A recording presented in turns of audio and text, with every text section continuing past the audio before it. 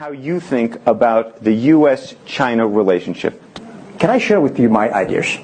I think 30 years ago, when I just graduated from universities, I heard America had a wonderful strategy.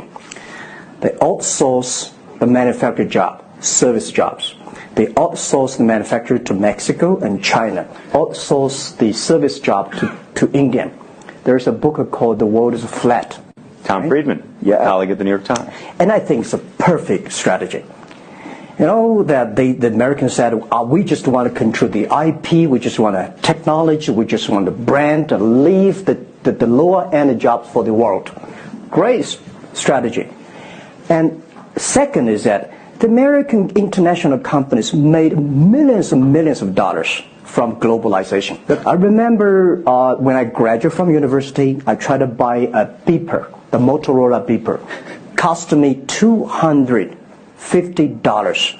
My pay at that time is $10 a month as a teacher. And the cost of making that beeper is only $8 for a chip. So past 30 years, IBM, Cisco, Microsoft, they made tons of money. The profit they made are much more than the 4 largest banks in China put together, the China Mobile Phone, China Unicom, and whatever you name it, put together. Still, these multinational companies made more money than. So their market cap grew more than 100 times in the past 30 years. But where'd the money go?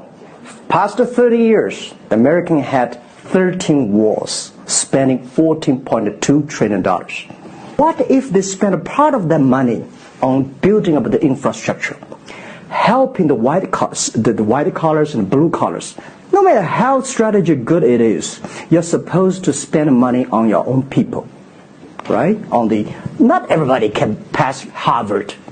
We should spend money on those people who are not good at schooling.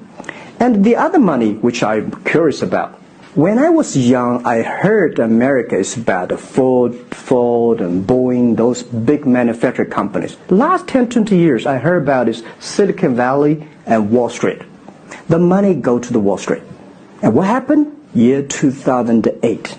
The financial crisis wiped out $19.2 trillion USA alone and destroyed 34 million jobs globally.